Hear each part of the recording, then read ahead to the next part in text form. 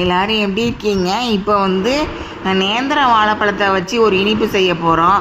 அது எப்படி செய்யலான்னு பார்க்கலாம். அந்தளவுக்கு நல்லா கருப்பாக தோல் இருக்கிற நல்ல நேந்திரம் பழத்தை வாங்கிக்கோங்க. அதை வந்து சின்ன சின்ன துண்டாக வெட்டி எடுத்துக்கிட்டு கடாயில் வந்து எண்ணெய் வந்து கொஞ்சமாக ஊற்றிக்கோங்க. ஒரு 300 கிராம் ஊற்றிட்டு அதுக்கப்புறம் வந்து மைதா மாவு வந்து ஒரு 5 டேபிள் ஸ்பூன் எடுத்து போட்டுக்கோங்க. அப்புறம் அதே அளவுக்கு 5 டேபிள் ஸ்பூன் வந்து வெள்ளைச்சீனி எடுத்து போட்டுக்கோங்க. அதில் தண்ணியை கொஞ்சம் கொஞ்சமாக ஊற்றி நல்லா கலந்து விட்டுக்கோங்க.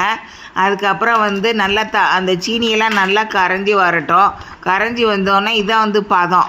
இந்த பதம் வர்ற அளவுக்கு தண்ணி ஊற்றி நல்லா கரைச்சி எடுத்துக்கோங்க. இது விருந்தாரம் ஆச்சி சமையல் தமிழ். இது சப்ஸ்கிரைப் பண்ணுங்கள், லைக் கொடுங்க, நன்றி.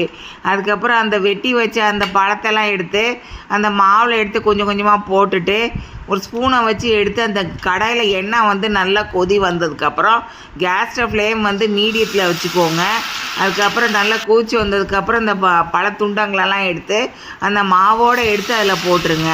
அதுக்கப்புறம் ஃபஸ்ட்டு ஒரு பக்கம் வெந்ததுக்கப்புறம் அடுத்த பக்கம் திருப்பி விட்ருங்க. அதுக்கப்புறம் 2 பக்கம் வெந்ததுக்கப்புறம் எடுத்து அதை வந்து ஒரு தட்டில் வச்சு குழந்தைங்களுக்கு கொடுங்க. குழந்தைங்களும் ஸ்கூல் போகிற பசங்க எல்லாம் நல்லா சாப்பிடுவாங்க. காலேஜ் போகிற பசங்க கூட நல்லா சாப்பிட்லாம். பெரியவங்களுக்கு வந்து உடம்பு நல்லா இருந்தால் அவங்களும் சாப்பிடுங்க. இது மாதிரி சமைச்சு சாப்பிட்டு உங்கள் கமெண்ட்ஸ் அனுப்புங்க. நன்றி.